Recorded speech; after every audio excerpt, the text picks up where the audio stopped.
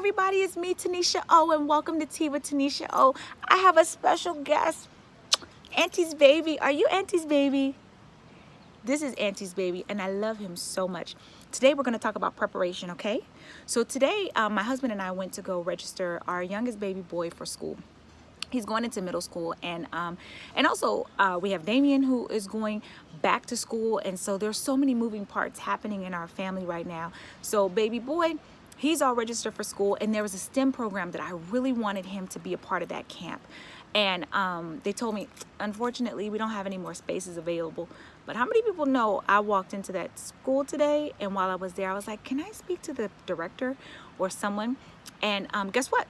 They have space for our baby boy. How many people know that no does not have to mean no?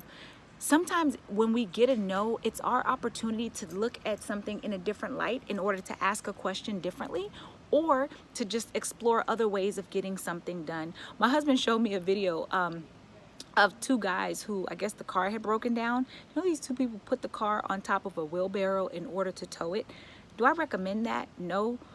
But I don't know if it was photoshopped or not. Regardless of the fact, the point is they had a goal, which was to move the car, and they stopped at nothing to get it moved, and their car was moving on a wheelbarrow. I was impressed. And then, you know, I have my baby boy. Sure, he's in his early 20s, and so many people will say, you know, when kids get to a certain age, I just can't stop kissing him all the time. You know, and you like Auntie's kisses? I just love them.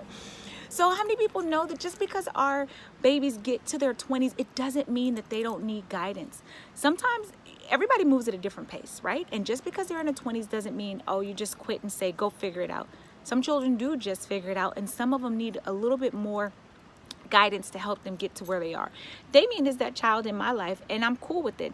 He's open to receiving that help. My husband and I, we allow him to be independent. At the same time, we support him with the things that we need to support him in to help get him to the next level. So we got him all set. For me, I'm writing a book.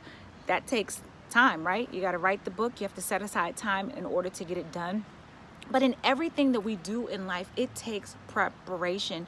We spend so much time preparing for a birthday party, or for a wedding, or for, I don't know, even for work. You know, we spend a lot of time preparing for things that are momentary. A party comes, that date happens, and then it goes on. But how much time do we spend preparing for our true goals, the things that lead us into our true destiny and what we desire to do?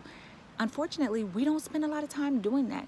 And guys, today I'm going to challenge you to step out of your comfort zone, to prepare for the things that may be out of your reach, but think outside the box. Think like those two men who decided to put the car on a wheelbarrow and keep it moving. That's how far-fetched some of our goals need to be. We stay inside of a box, and we need to jump out of that box. Wherever the box is, we just need all of our decisions to be outside of that box in order to help us get to the next place, and the next phases, and the next stages. So let's continue to prepare, because when we fail to plan, we plan to fail. If you never plan, I promise you're gonna fail 9 times out of 10. Lose the excuses. Like, one thing I tell my kids, excuses are for losers. We aren't losers, so we don't need excuses. And some people may say, oh, T, that's really harsh. But think about it. When you run into an athlete, a professional athlete, most times if they have lost a game, they don't necessarily sit to give, some do, but the majority of them don't sit to say, oh, we lost because of this, or just making excuses as to why it was everyone else's fault.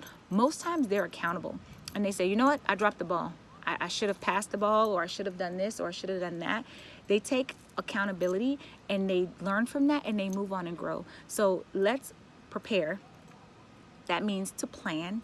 That means to create a thought. That means to see it through and make things happen, guys. I'm Tanisha O. This is Auntie's baby. Are you going to say ciao to them? Are you going to at least wave? Can you wave? You want to wave?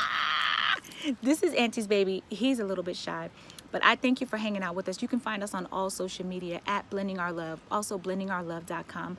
Please share this video. Let's continue to prepare and plan. And you know what, guys? For those people who are planning to blend their families, this is the same thing. When you're blending your family, it takes preparation. It takes communication. You guys need to plan it out. What is your family going to look like? What is the next steps? What are the next steps going to look like? Talk about it. Think about it, talk about it, bring your ideas, ask them for their ideas. It's a two-way street. But guys, in anything we do and in everything we do, we need to prepare. So I'm out. I'm Tanisha O. We'll talk to you soon. Ciao. Want to say ciao? I love him so much. Ciao. Bye-bye. Say bye. Bye.